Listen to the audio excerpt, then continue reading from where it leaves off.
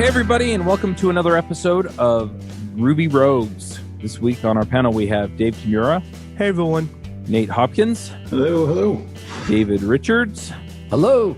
I'm Charles Max Wood from devchat.tv. And this week, we're going to talk about how hard is Ruby on Rails to learn. This episode is sponsored by Sentry.io. Recently, I came across a great tool for tracking and monitoring problems in my apps. Then I asked them if they wanted to sponsor the show and allow me to share my experience with you. Sentry provides a terrific interface for keeping track of what's going on with my app. It also tracks releases so I can tell if what I deployed makes things better or worse. They give you full stack traces and as much information as possible about the situation when the error occurred to help you track down the errors. Plus, one thing I love, you can customize the context provided by Sentry. So, if you're looking for specific information about the request, you can provide it. It automatically scrubs passwords and secure information, and you can customize the scrubbing as well. Finally, it has a user feedback system built in that you can use to get information from your users. Oh, and I also love that they support open source to the point where they actually open sourced Sentry if you want to self-host it. Use the code devchat at Sentry.io to get 2 months free on Sentry's small plan. That's code devchat at Sentry.io. I suggested this topic. I'll admit, I was looking at a keyword search tool to see what people were looking for to know about Ruby on Rails, right? And this one was close to the top. The other one was deployment, but we just released an episode on deployment, so I'll probably just leave that as an exercise to the listener. But anyway, it was really interesting because at first I was like, it's not how do I get started with Rails or how to learn Rails. It's how hard is Ruby on Rails to learn. And I think in some ways we've had conversations in the past on this show with this panel and other panels regarding things that they've added to Rails and how complicated it makes it to learn Rails versus, maybe just understanding the basics and how much those have changed or not changed. But yeah, I'm kind of curious what take you all have on how hard it is to learn Ruby on Rails. I mean, has it changed a lot over the last several years? Are there different expectations of Rails developers these days? Yeah. Yes. To all. All right. No, it's really evolved. And I think that's really the most applicable word because back in Rails 2, even in the routes file, you had a certain way of determining your routes. Now in Rails 3, or when Rails 3 came along, it completely revamped and redid a lot of that part. I think that we've gone through many different design patterns over the years with, fat controllers, skinny models, to skinny controllers, fat models, to, service objects and stuff like that. So I think really we have to look at it from several different perspectives. One, as a coding habit, how hard has Rails become, either starting out a new application or getting onboarded into an existing one, but then also the architecture, the actual Rails core library has definitely evolved over many years. Before, it was just very simple. You did not have many moving parts. You had your models, you had your views, you had your controllers and your routes and your asset file. There wasn't really much beyond that. So when Rails 4 came along, I think it was Rails 4, you got active job. And that was a huge change. Like now you get this background processing built into Rails, or at least a wrapper for your background processor. So you've added a level of complexity. However, I think it's still very easy to learn and easy to manage. That one scope or module alone, as well as the controllers, the views, and the models. Each one of those aspects are very easy to learn on their own. I think when it's all combined into one large package where it becomes more difficult. In Rails 5, you had the addition of active storage, and then also with hints of action text, and action text being brought into Rails 6. But then Rails 6 is also bringing in other things like the active mailbox. So, you're adding so much more complexities to the application as a whole, even though each one of these separate modules aren't too difficult to learn. But as a new person, a younger person coming into development, or someone just young to the development lifestyle, I think that it's going to be almost overwhelming. It's almost like throwing them in the deep end with a Visual Studio IDE and .NET. it's like, okay, where do I start first? So I think that the guides that we have out there that are constantly being updated, like the Hurdle tutorial, are really key and foundational to onboarding new people to the application. But then we still have the complexities and issues around the design patterns that people choose, whether it's JavaScript only front ends and then Rails API backends, or if they're going to be doing something like microservices and all that kind of stuff. So, I mean, it's definitely evolved, and with evolution comes complexity. I would agree that it is complex, but also having done things wrong a few times, one thing that's nice about the Rails thing is it's going to take you a lot more effort to learn it today than it was, say, a long time ago. But knowing that hard problems are solved in a well-documented and consistent way is nice. Well, that's for core Rails and getting things done in core Rails. But the other thing I've seen, and that was kind of the last thing Dave was talking about, was how you choose to deploy a larger Rails app, say with microservices or with a JavaScript only front end, or the team can create a lot of complexity as well. So Rails being used, say, as the back-end engine, and then a lot of other things being added to it, it's not trivial to come in and say, all right, here's Rails. Like, yeah, here's Rails times 10 because of what the team's doing. So getting onto a production team should it should be people that are managing teams ought to take a look at that a little bit of what does it take to get somebody new onto our team? What do they actually have to know? And at least we have good documentation or a way to onboard a new developer to get productive, quickly. Yeah, I don't know. I mean, I kind of agree and I kind of disagree. I mean, to a certain extent, yeah, it is relatively simple to learn in the sense that if you understand model view controller, and then, the asset pipeline gets a little bit complicated, but mostly you just put the static files in where you want them. You do a little bit of config there and you're good. And so I think it's relatively simple to pick up. I mean, once you get into some of the more complicated use cases, you definitely wind up going down the road of, wow, what is all this stuff? And you can, I'm not expressing this well, but for the most part, I think that's true. Now, it's definitely not as simple as it was, Rails 2, where it was dump all your static assets in the public folder and then, you run your app. And other areas of Rails like deployment and things like that we've talked about on other episodes has gotten a little bit more complicated. But if you're just learning to build apps in Rails, I think the basics are pretty easy to pick up and you can kind of figure out the rest of it as you go. And it's nice having those basics to organize my thinking as well. That, let me think about how to separate concerns a little bit.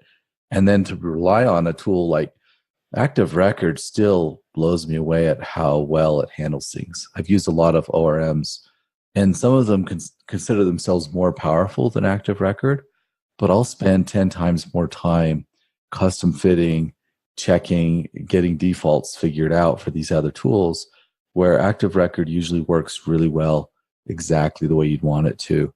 And not just with getting data in and out of data tables, but also joining them and doing more complicated business logic with data. So much easier because it gives me the Rails. It gives me those constraints, which are nice to have. Every time I do it myself, I get it wrong, and then I remember how good Active Record is. Yeah, I'm curious, Nate, do you have anything to add? Because we've kind of gotten initial takes from everybody. Well, it's funny because I just listened to some podcast, I don't remember which one, that had a couple of the Basecamp team members on it, and they were talking about, because they maintain different versions of Basecamp. I think they've rewritten it 3, maybe 4 times now. And they said as they go back and need to do maintenance work or something on one of the older ones, like the core structure of the app isn't that different from the new one. So I think you're right in terms of the fundamental parts of MVC with Rails are still simple, and that's easy to get up and running with. It's when you get into kind of these edge cases or need to do more advanced things that we keep adding complexity to the framework. But that I don't know that takes away the simplicity of getting started quickly with it. What was our original question? How hard is it to learn Ruby on Rails?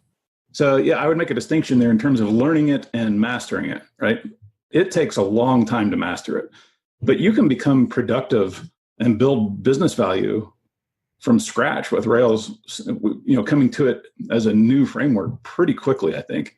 I think it's held true to that mission. Yeah. One other thing that I'm going to throw out here, though, is that, and I think Dave alluded to this some, is that it's not just building a web application with Ruby on Rails. The use cases have changed. And so a lot of times we see people using Rails to build API servers, and then they kind of stack a front-end framework on top of it. Or they're, Dave also mentioned microservices, or you have things where, you have to build in an API, or you have to, maybe you're putting in GraphQL or something like that. And so there are different constraints that are being put on the Rails apps as well. And that also affects things in the way that we think about, what do I have to learn in order to do Ruby on Rails? Because we're doing things with it now that we weren't doing with it before. And I think regardless of which path someone chooses, I think that the quote right path, I know that's very subjective to say, is going to be sticking as close to the Rails core as possible. So by doing that, by sticking to the CRUD and RESTful style, having a controller model view, sticking to that pattern as close as possible, extracting things into a service object where the application doesn't really, and the Rails architecture really doesn't care that you've extracted some complicated logic into a service object or something like that, because you're not changing the actual architecture of the application. You're just kind of adding on to it a bit, unlike microservices or doing something like the JavaScript front end, Rails API backend. So the closer you stick with it, the easier it's going to be to not only maintain the application, to add new features, but then also to onboard new people to the project, because we're all speaking a common language. Now, when you have a large Rails application that you've plugged in a lot of different Rails engines, and all of those engines were developed by different companies or different people, then you start getting into a mess. You might have one engine that's actually written in Sinatra or something like that, and it's going to take a long time to onboard someone. So I think that's one of the downfalls that a lot of us will have getting onto a new project like that, is the inconsistencies and not following the law of Demeter or best practices, or just having a consistent design for the application. And I think this is especially important, what Dave's pointing out, because if I were just getting started in Rails today, I'm more likely going to be joining a project that's already midstream. If I've just done a basic to-do app, I'm not going to be asked to build the new system for a company. I'm going to be asked to maintain it and develop a little bit here and there. And so having a little bit of empathy for the next guy, the next person coming on board that has to learn all of the organization's choices is can be overwhelming. But yeah, to Dave's point as well, it's kind of interesting to note the larger Rails apps that we know about, like Shopify, GitHub, Basecamp, they all, to my knowledge, stick pretty closely to the Rails way of doing things. Yeah, and I'm a huge fan of the GitLab project as far as being an end user. However, it is open source, and I've taken a dive into the open source code, and it's confusing. It looks like there's been a lot of hands in the pot. Their user model is well over 1,000 lines. I mean, it's almost impossible to bring someone in when you have a project that large that doesn't seem to be well organized. There's a lot of abstraction where it's not clear where things are defined. And again, I love GitLab and, the product itself and their offerings, but from a code base, it would scare me to be brought onto that team. Yeah, I actually know somebody that joined their team this year, and that's his experience. It's been very frustrating to jump in, have to do things that there's a lot of moving parts. And I'm not saying it's not going to work out, and there's probably really good reasons for every one of them. but it's difficult to do. Yeah, but is that Rails or is that the way that they have their app architected? Oh, that's their architecture. That's the common experience, I think, is that if you go into 90% of the development houses around, you've got to learn their architecture. So differentiating between how hard is it to learn Rails versus how hard is it to work on a project that's maybe abused Rails, that's going to be something to be aware of. I like the way you put that has abused Rails. And in some ways, it makes it easy to do, right? It sets you up so that you can go down some of those roads. And in other ways, it saves you from a lot of other issues that you would run into if the framework itself were architected differently. So there are trade-offs there, but it's interesting to think about. And yeah, I mean, ultimately, what does it mean to actually learn Rails, right? To know it. And yeah, theoretically, you have to know it well enough to get a job, right? And to do the job. And so if we're talking about it in that sense, then yeah, you need to know it well enough to begin to understand what a company is doing with it. Yeah. I was just going to share a quick horror story. This is Rails 1.9 or so, back in the days of Rails 2 something, where they had built this monolith that they thought it was at the time the largest Rails app in the world. It was huge. And it ran all these things, but they had attached so many abstractions and crazy things that to just change a view could take an afternoon. You know, if I just wanted to change a single form with a very simple change, it was basically the database was keeping track of a huge amount of information and being able to test that and to run that and understand what was happening. So that was a horror story. And they had good reasons for everything they did. And they could do things that nobody thought anybody could do with Rails, but getting on board was not fun. Yeah. I think that learning a Rails architecture, it's kind of like driving a car. You know, I have a Honda Civic right now, but I can hop into my wife's Honda Odyssey, same manufacturer, but different model, or I can jump into a Ford Escort and I would be able to turn the key or push the button and start driving immediately, you know, regardless of who made it or how it was made, because there's a common base knowledge with that vehicle, with all vehicles.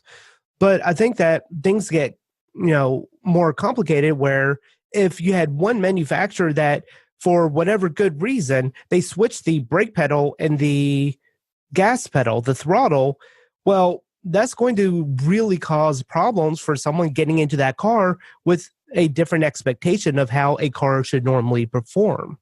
So I think that that's how I kind of feel about a lot of people abusing technologies. Like you said, David, everything must be a microservice. Sure, they think they have a good reason, but ultimately it's not a good reason because most of the people that will be developing that application, it's going to make them stumble.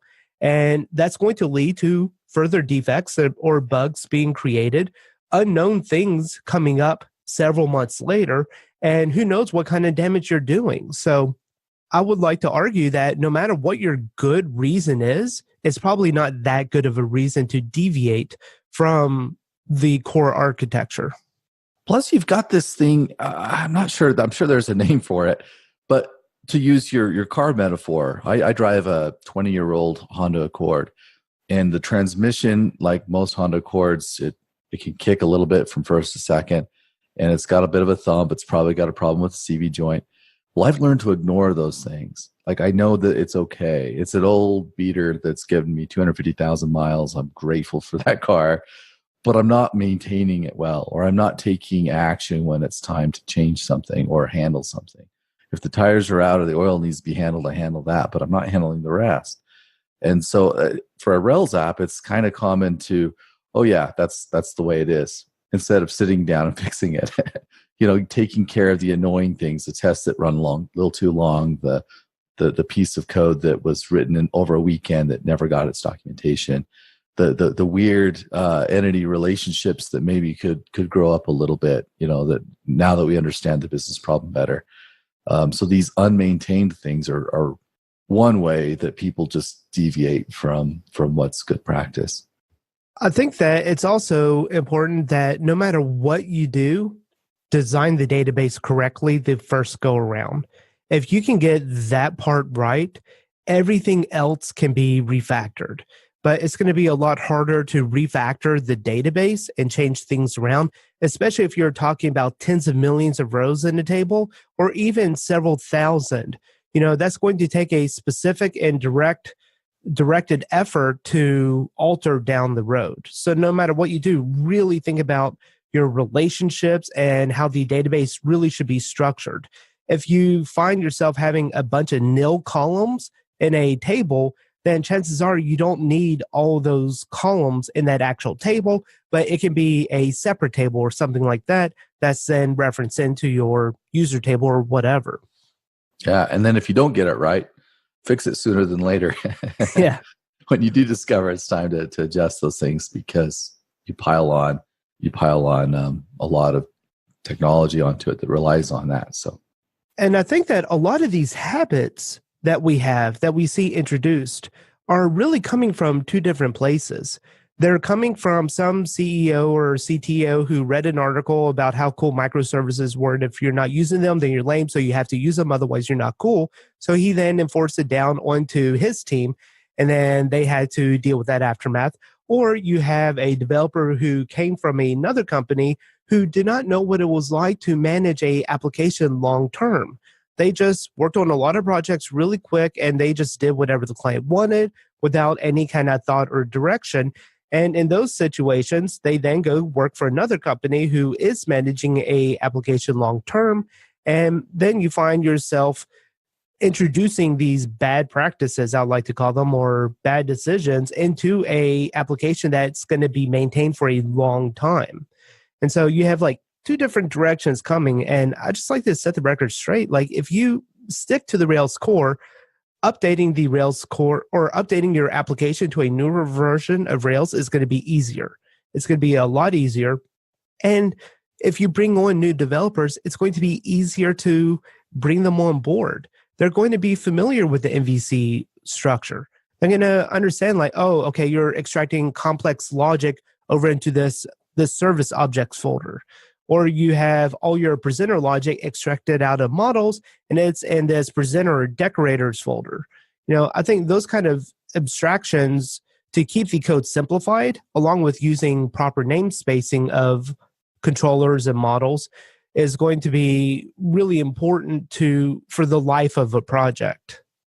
So I have a question. We're talking about Rails core, not too hard to learn. It is more complicated than it used to be. Then we talk about how, yeah, but when you get into a job, it can be a whole different thing if you're not careful. So my question for you guys is, what would you tell somebody that's getting ready for their first Rails interview? What do they need to know to be ready for their first Rails interview? That's kind of a tough question. Yeah. Because, I mean, everyone's approach with Rails, like we've been talking about, is different, right?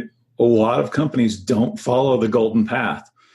And preparing for that interview probably is going to look a lot different than going into a shop that's kind of following the Rails way a bit more closely, right? So if they just came out of a boot camp or something like that, it's really going to depend probably on their knowledge of Ruby. If they're going to one of these, kind of special Snowflake custom solution shops that have bolted on all this extra functionality, or kind of a different, added their own architecture on top of Rails or into Rails, starting to abuse the patterns that are already laid down there, versus somebody going into a more standard Rails setup. They're going to feel a lot more comfortable there. So I don't know. I'd say maybe to prepare would be to give them some questions that would help them tease out what type of company it is in the first place. If they can do that at the outset of the interview, then maybe they can kind of tailor their answers to fit what they know is going to be coming. It's funny that you mentioned that, because I'm on the second pass of my Get a Coder Job book, which I'm going to rename. It's going to be something Dream Job Programmer or something. But anyway, that's what I tell people to do, is go and look at the company that you want to work for and then figure out what they're doing, right? And then go learn those skills. And if you're at least conversant in most of those, you have a much better shot of getting the job. the golden path is essentially, Postgres or MySQL and Ruby on Rails and, the front end framework or Stimulus or something like that. So you have kind of those things going for you. Understanding Webpacker probably wouldn't hurt you. But yeah, for the most part, you have kind of these generic tools, but then, they may be using a different framework. They may be using an older framework on the front end. They may be using Mongoid or something on the back end, for MongoDB. And so there are a lot of different ways that people solve things. Maybe they have a job system that they've got hooked up to it that's different from something that's, the standard Sidekick or Rescue or something like that.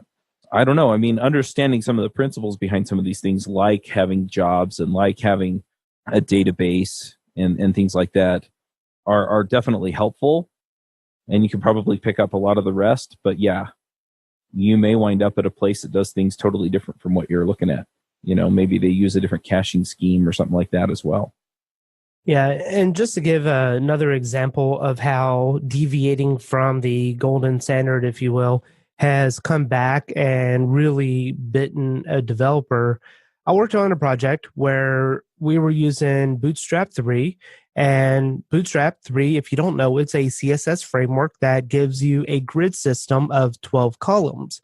Well, for whatever ungodly reason, some idiot UX UI person decided that 12 columns is not friendly. We need 16 columns. So we developed the entire application with 16 columns.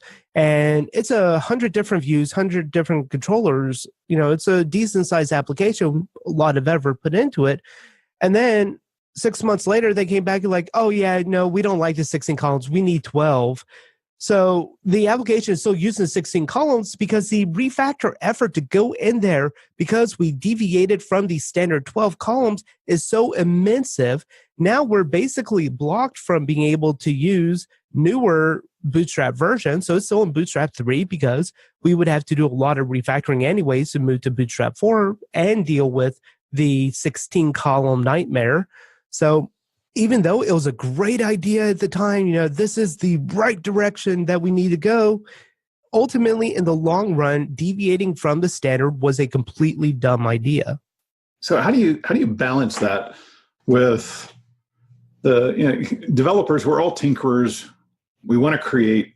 We want to feel like special snowflakes. We want to think that our solutions and our problems are unique. How do you square that need from a developer to living within the constraints that are kind of put down before them, or the rails, as it were? You hit them over the head with the reality stick. Their problem is not that unique, that it's been done in one fashion or another before. I understand people wanting to have importance in their job and meaning in their product.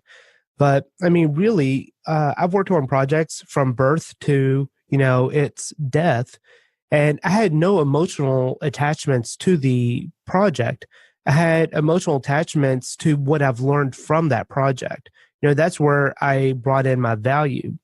So I think people are focusing on the wrong things a lot of times. They want their lines of code to change the world or have a huge impact. If you spouse with kindness and if you love your kids, then you're changing the world. You're not going to do that with a .NET job where you're banging your head against the monitor all day long. You're not going to come home happy. For me, I have two answers to your question. One of them is I can restrict how bad I can make it. So I could build a microservice or a service object or something on the side, and if it's good and it has a long life, then it can grow. But I don't assume that the core gets to change at all. So if I'm trying to solve a problem and I do it my way and I think it through and it looks good, I still like it in 6 months, then yeah, it could probably live. The other thing I can do better is learning to talk to people, to collaborate differently. It's not just being willing to talk and listen, but to also hear if Dave Kimura was in the room, would he say, guys, you're not special? Can I see the direction we're going? Are we creating a groupthink here where we're convincing ourselves that we're special? We're going to do everything different. So how's my communication? And then how well can I see if we're if we're actually collaborating in an interesting way. But if it's got I don't know, if there's a way to tie it up and keep it limited and see if it works, then great. I have a limited risk. Let's see how much I can get from that risk. And I think that's where it's at, is the limited risk, not to alter the architecture, but to complement the architecture with these additions. When you start altering it, that's when problems are going to start coming in. Just by complementing, you're doing, like you said, you have an extracted piece of code. It could even be like a Go or C extension that you're adding into your application. That's minimally invasive if you go to refactor that bit of code or go back to the Ruby language instead of doing a different extension. That's not hard to do because it's very isolated.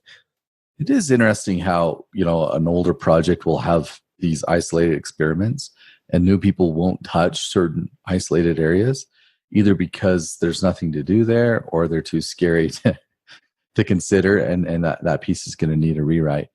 But paying attention when I see those might help me, understand the complexity I'm introducing if I'm doing it again. No, I'm all for living inside of the Rails way. I've found the most success doing that personally, and I've also found that there's plenty of opportunity to be creative within those constraints. Having said that, with this line of thinking, Rails itself would never have come to be. Is it just a watershed moment where we find like a new way, a better approach, that sort of thing? I mean, that's what we're experimenting with now, like the industry is experimenting with microservices, function as a service, these front-end frameworks, all of that. Everybody's kind of tinkering and experimenting, looking for a better way. But I don't think we've landed on it yet, because every time I've gone down one of those paths, it's been incredibly painful. One thing I think that's happened is that Rails, the Rails core team took it full circle. They had ideas and they finished the delivery, got it tested, listened, documented it well, made sure they could build production apps with it. So many ideas that are good ideas that I discovered in the wild that are maybe 10 years old, 5 years old, that have been around. And the person that developed them, they considered the project finished when the code was done. But to get another person to use it and to actually build a community around it, there was so much more done around the Rails community. I think that's why it's not necessarily sacrosanct, meaning don't touch it, it can't be adjusted, but more, hey, this is mature work. This is where people actually train people, and they actually answer questions, and they actually adjust if it has to be adjusted, or they actually use some hard-nosed thinking about what's pragmatic here. And if I'm willing to experiment and then take it full circle, it could be the next big thing. I don't believe that we've had all of our best thoughts yet. I just also don't believe that most people don't like to finish their thoughts. I picked up a piece of, I won't say which tool, but it was a different language, a different tool doing database work. And it's great. It left me doing 80% of the job instead of 20% of the job. They just didn't come full circle, and all the documentation that could have been there that explains all the use cases of how to solve normal things that everybody sees every day just didn't exist. And they've had a decade to do it. And so it might be a better tool under the hood, but it's a lot of work to pick up something like that and try to use it if people kind of abandon it too early. This episode is brought to you by Triplebyte. Applying to programming jobs sucks. You have to put the right keywords in your resume. You spend hours and hours on the phone screens and take-home projects, and that's assuming the company even responds to your application. Well, if you're a software engineer, Triplebyte can help. They work with over 400 top tech companies, from big names like Dropbox and Adobe to exciting startups. You do one brief online interview with them, and if you do well, you go straight to final interviews with the company on their platform. It's like the Common App for software developers. Triplebyte does not look at your resume or where you went to school. All they care about is if you can code. I've helped dozens of software developers with various credentials get jobs, and this looks like a terrific way for you to get in and get interviewed and get a job without a lot of the hassle and overhead. You can go check them out at triplebyte.com/rogues. That's triplebyte.com, byte as in 8 bits. As a special offer for listeners of this show, if you take a job through Triplebyte, they'll offer you a $1,000 signing bonus. Yeah, I also like that the Rails team does come around and seem to solve, the common issues that people tend to have. I mean, that's where we got Active Job and, a lot of the other, Active this, Active that, Action Cable's another one, where people were looking for WebSockets, and so they figured that out. And yeah, it's nice that they build that in. Sometimes I wonder, though, if people feel like they have to learn those things in order to build an app, where in reality, they're in a lot of ways nice to haves until you have a use case that really requires them. Yeah, if I was going to teach somebody how to get started with Rails, I would say, look, understand that you've got a user and have empathy for the user, build views that get them something that they can get done. Understand the controller, the model, the database. Know that core well, and then understand the big picture of where the other things fit so that you can ask the questions of why are you doing it this way, or how do you get this one done? And then if you can see the big picture and explain it on a single piece of paper, maybe a drawing, then you're going to be all right, because you're going to focus on small things when you actually go to work. But yeah, I think you're right. You don't necessarily have to know all those other things to get started. Yeah. And, back to another car analogy, many years ago, 15 plus years ago, I was trying to show someone how to drive a manual transmission vehicle. And they had never driven one before. They could barely drive an automatic as it is. So trying to teach them to drive a manual was very difficult. But what I started to do was I started to remove the complexities of the car.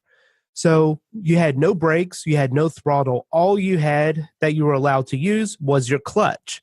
So you put in your clutch, you put it into gear, you ease off the clutch, the car will start moving. Once you get it going a certain speed, push in the clutch again, put it into your second gear, just bring it right down, and then slowly ease off the clutch. You do that multiple times without even having to worry about the brake or the throttle, then you're going to get the feel of this extra part that you were never familiar with before. Then you can add in, okay, now let's stop the car so we don't hit something. And then let's add in the throttle so we can actually get going a bit faster.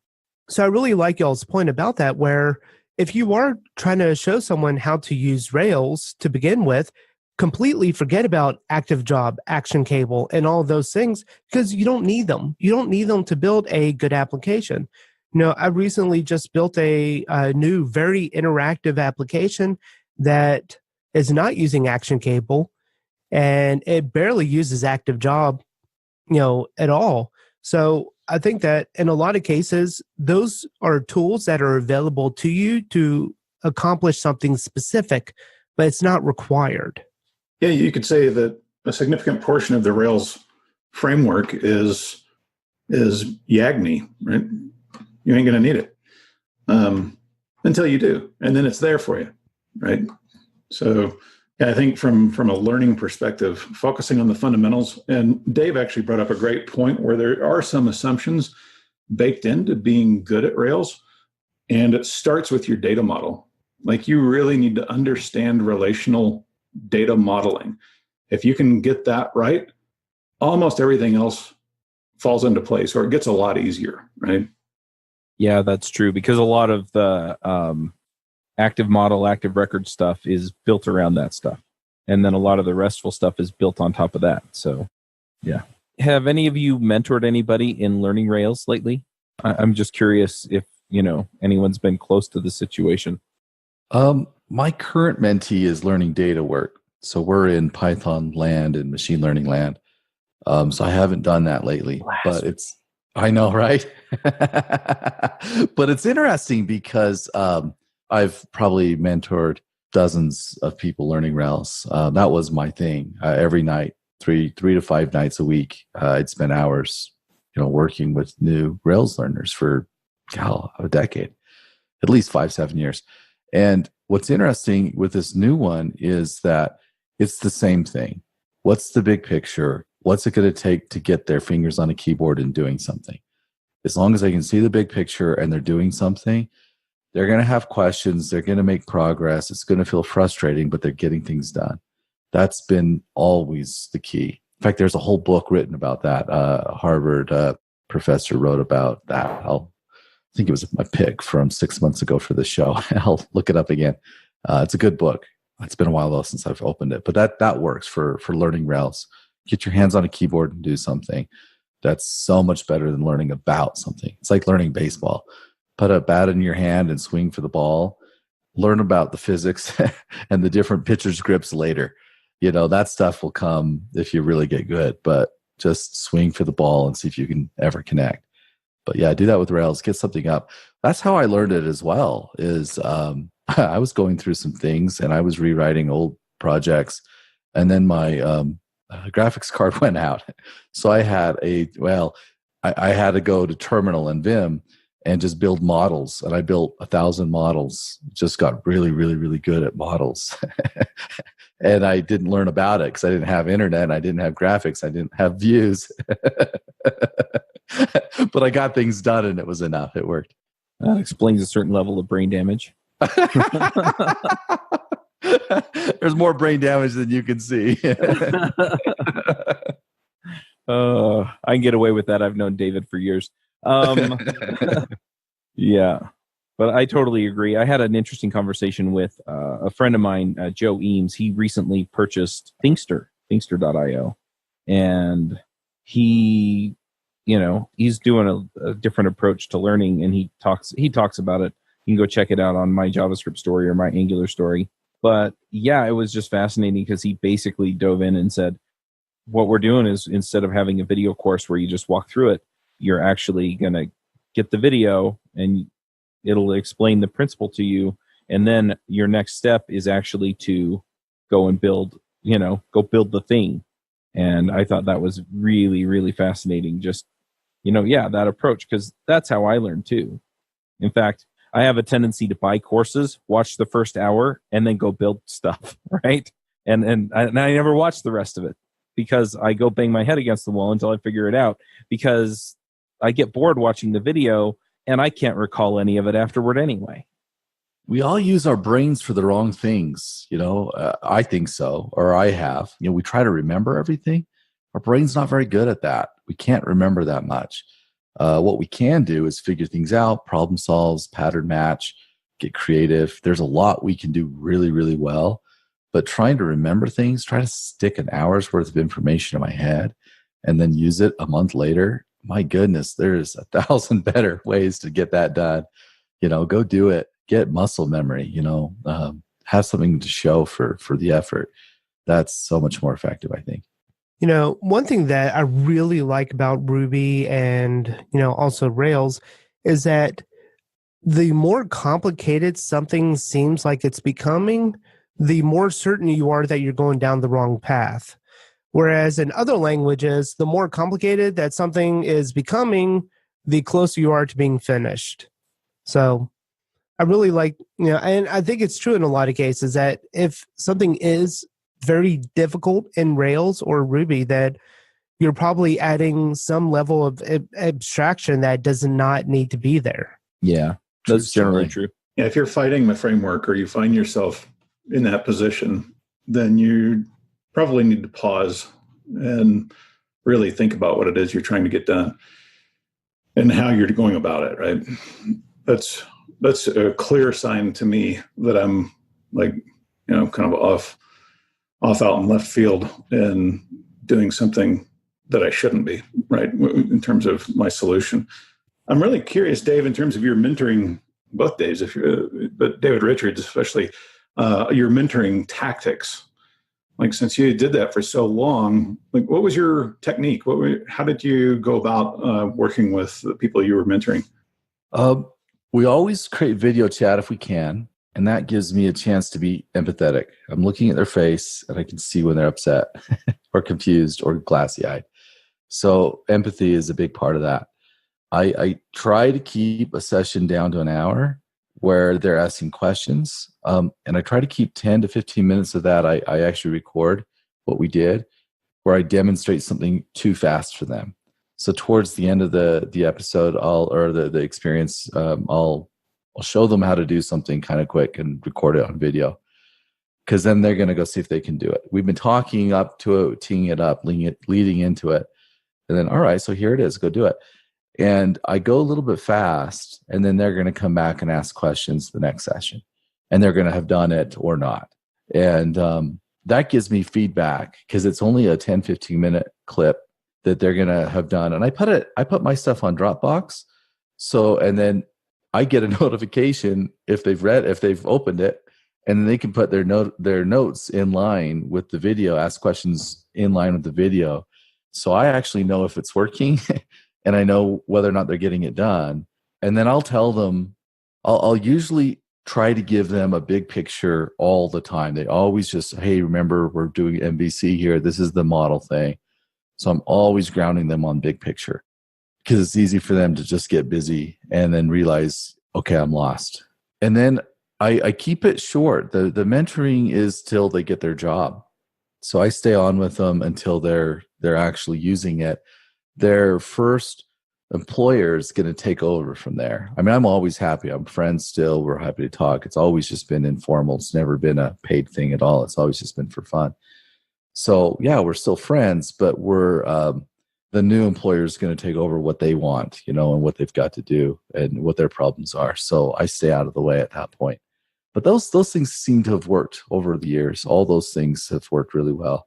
The other things I've tried that have failed when I got too pedagogical? When I try to just explain the theory too long, that never works. When I try to show off, that never works.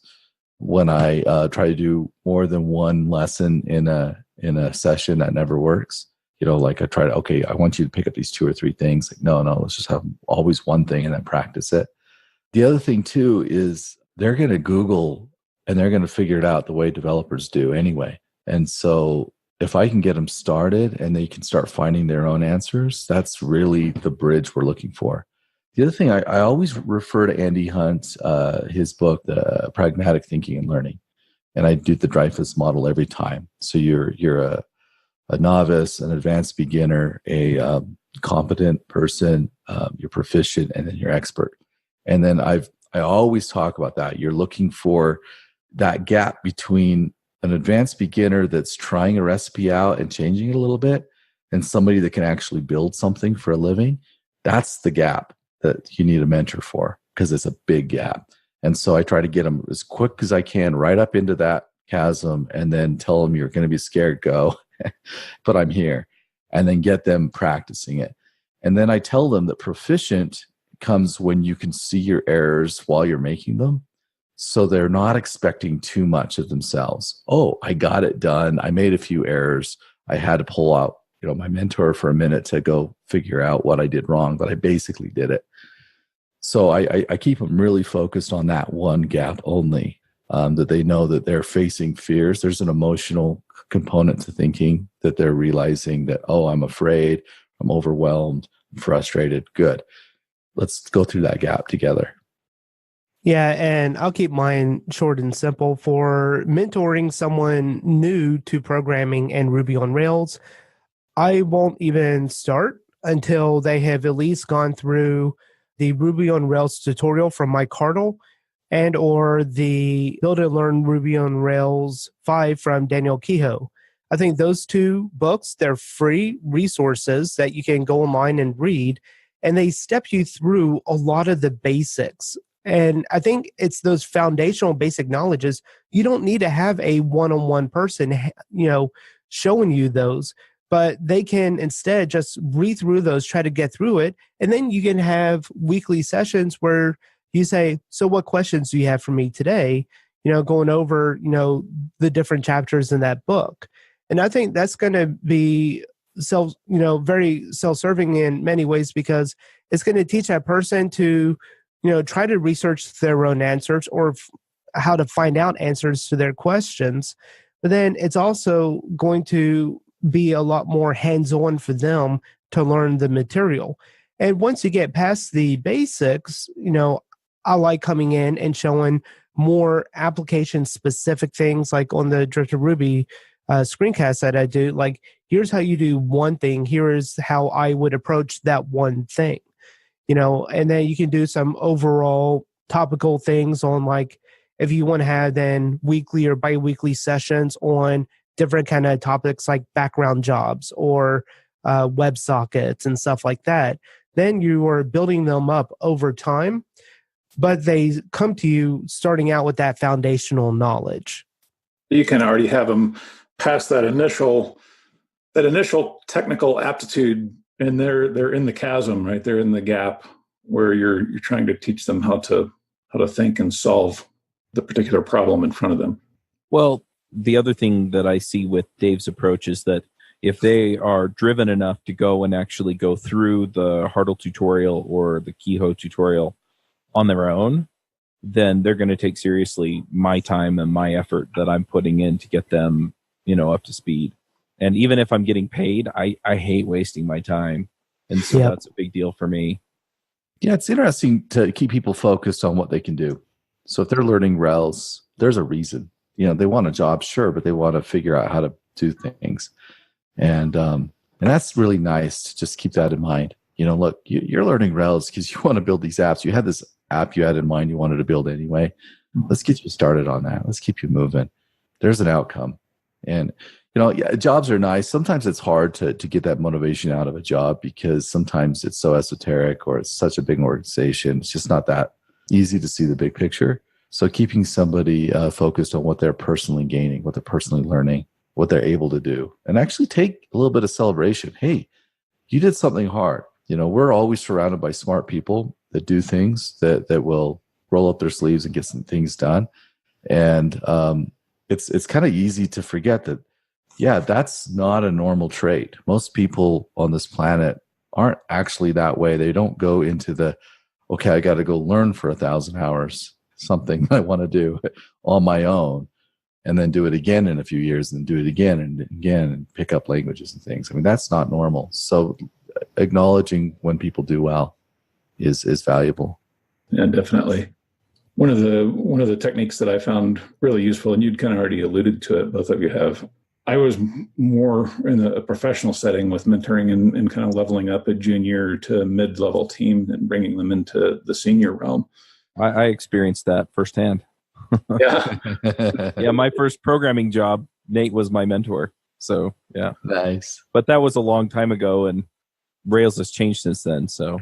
He wasn't going to mention you by name and how dumb you were, but let him finish his story. Now that we know. Yeah, there was this guy who was really slow. Call it Z for short. One of the most effective things that I found is presenting the problem, painting the big picture, presenting the problem, and then forcing the team members to, the mentees to propose solutions. Like, how could we accomplish this? We need to do, X, Y, and Z. How would you go about crafting a solution? And then brainstorming with them and letting them bring ideas to the table, even if they're wrong, right? And being very open and accepting of anything that they bring to the table, and then kind of frame that back into the context of Rails and say, okay, well, the Rails way might be like this, or we could maybe break away from Rails and do it this way. And then we would prototype a solution together just on the monitor to, a pair programming session. And so that they could see that it was doable. Like, we could accomplish the thing that they had proposed, maybe with some input of kind of modifying the solution a bit to fit more within the constraints of Rails. And then just deleting all of that code, even though it was like a functional feature for the app or whatever we were building, deleting it and then sending them off to go recreate it, hopefully with enhancements and improvements, right? That's fascinating, because a junior programmer typically is junior because they are afraid to act. It really isn't how many years of experience they have, but are they willing to give things a go? And so deleting it, so now you've got this, puts them out of junior role immediately. That's brilliant. Yeah, it worked really well. And most of the people that I've done that with have remained close friends to me. Yeah. Another thing I do, just remembering, is I'm very open with people when I get it wrong, or when I'm frustrated or I can't see it. Somehow the years of experience, people think I've got it all. Like, no, I don't. I get tired. I get worn out. I can't see it. When I at stand up this morning, I tell them, yeah, yesterday I left the office early, frustrated, having tried everything, and it all went wrong. And then as soon as I got home, I saw what it was. I fixed it, and we're good to go again. But being open with people, that being senior doesn't mean I know it all. It just means that I'm confident working through the problems. I know that there is an end to this problem. And so I keep going until I find it. Yeah, I think that's very important, right? To convey that at the beginning. Like we've been presented, by the business with this challenge of providing this feature or adding this value or something, and being very open at the beginning. Like, I don't know how we're going to get it done. Let's talk about it. Yeah. And that's probably a big part of that gap as well, is people thinking, oh, there's a right answer. Because if I get a recipe and I change it a little bit, it feels like, okay, this is it. But on the other side of that gap isn't necessarily that way. The other side of the gap is I'm a problem solver and I'm involved. Now, it's really, really nice with Rails because there's a core Rails, there's a Rails way, there are many, many problems solved for me. But getting through that gap is accepting that I'm part of the solution and I'm going to go to work to get that figured out. I really love that. I think I'm going to actually extract those clips and put them out as standalones because it's really true. I mean, to a certain extent, there is some experiences involved there and, recognizing certain patterns and being able to apply them. But yeah, a lot of it's just, I don't know what's going to come. I just know that I'm going to be able to solve it. Yeah. Yeah. I mean, people have wondered, why do we pay software developers so much? Well, that's why. They're going to solve your problem.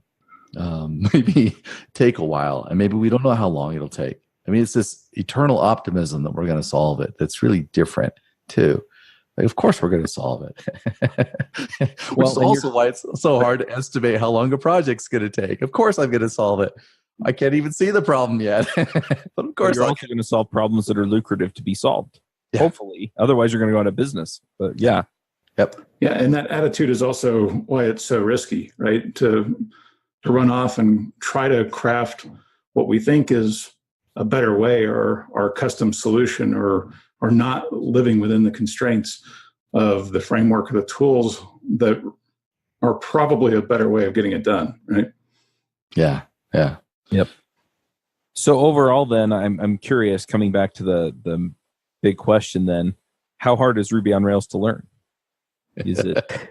It's not hard. We make it hard. Fair enough. If you're willing to be a problem solver and willing to figure things out as you go and realizing you're not going to get it all at once, it's not hard. We make it hard. Yep. As a Ruby developer, you've probably used Redis for queuing and caching. But if you're like me, you've never completely understood it. You just followed the tutorial to set it up and then hoped it'd stay up. Now that I'm building my own services for other people, I realize that you and I often don't have the desire or time to run an ops or DevOps team or do it yourself. Plus, since you're not a Redis expert, you're not exactly sure how to know what it's doing. That's why I love Redis Green. No setup. It runs on any AWS region I want, so I can run it near me. And the tooling is amazing.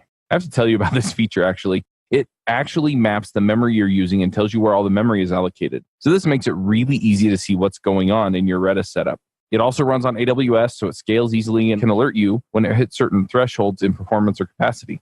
Sorry for going all fanboy on you, but I love this tool. Here's the thing. If you don't want to do ops or are already on Heroku or something, then use Redis Green for the rest. It's simple, yet powerful. Check them out at redisgreen.net. All right, well, let's go ahead and do some picks. Nate, do you want to start us off with picks? Sure. So, as we've been talking about this, I've been doing Rails for over a decade now, but one of the books that was incredibly helpful to me in the early days, and they've been updating it all along, it's a book from pragmatic programmers called Agile Web Development with Rails. They walk you through, they used to, I'm sure they still do, they walk you through building a Rails app and present a problem and then explain the architecture of Rails and walk you through that as you build an application along with them through the book.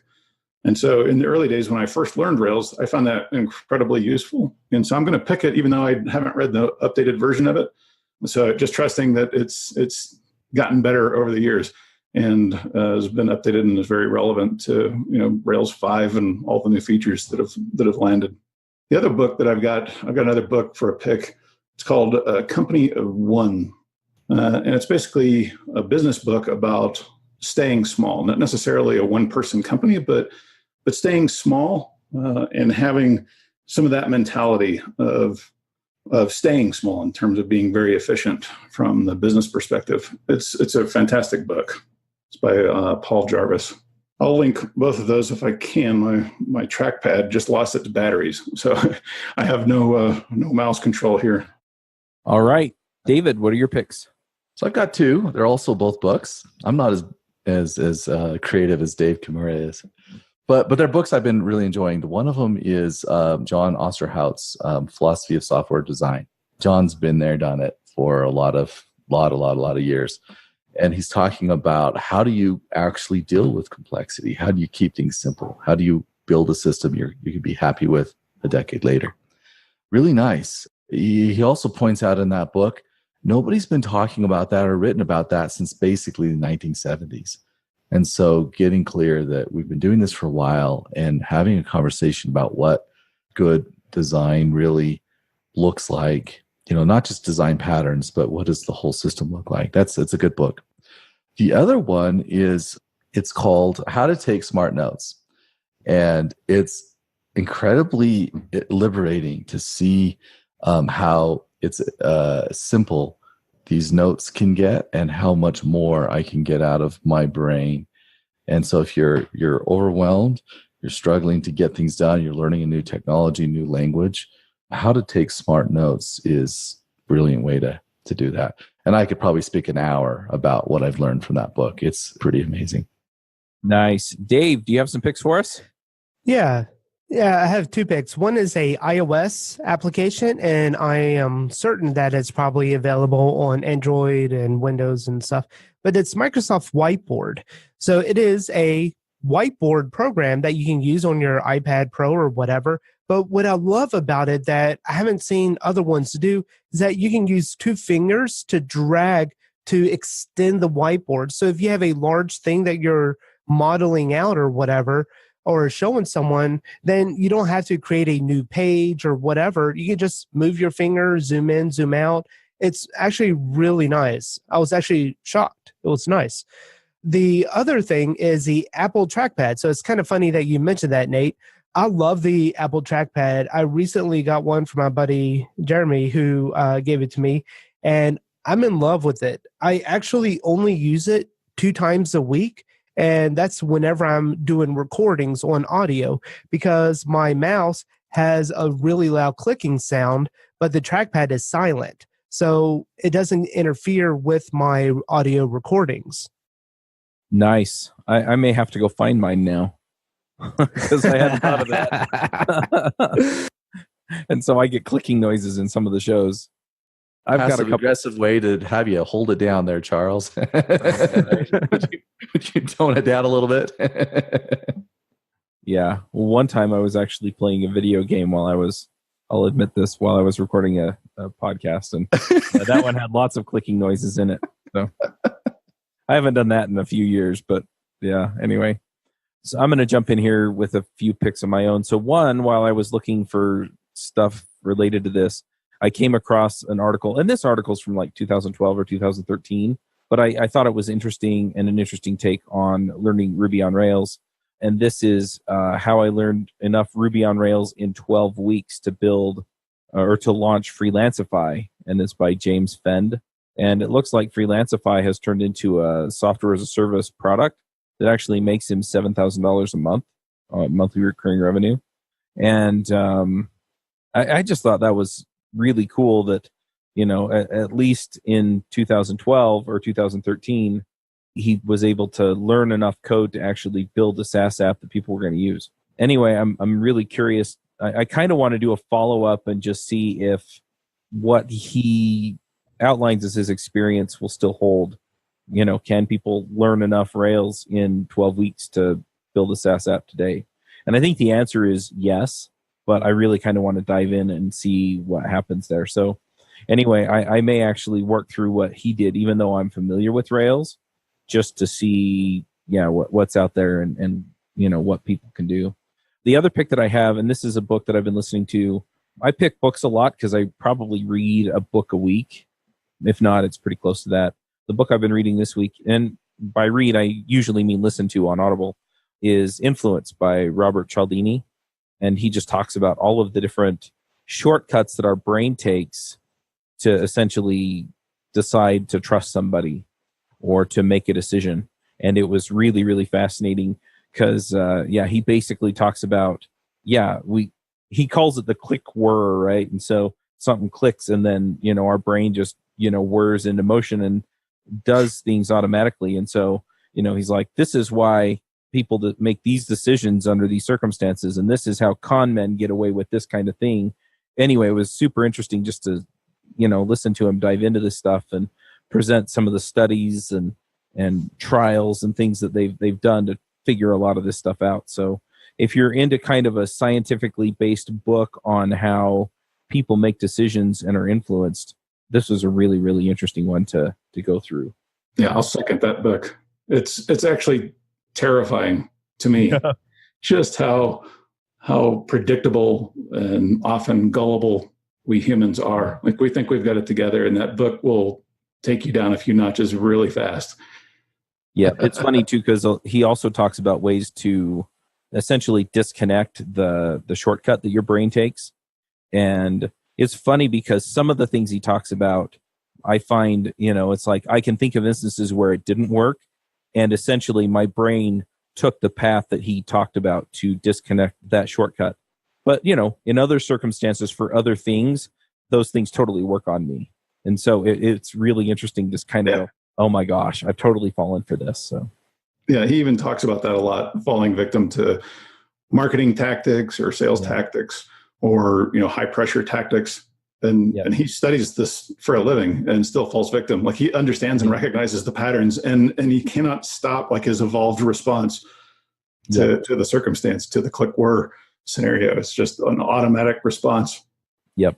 So I could sit and talk about it for hours because I find it fascinating, but we don't have hours. So I just want to thank each of you for coming and talking about this. I know that this is a question that, people are still asking, and hopefully, we've kind of given people some guidance as far as how to learn it and whether or not they're approaching it properly, I guess, and how hard it is to learn Rails. So anyway, we'll go ahead and wrap this up, and we will catch you all next week.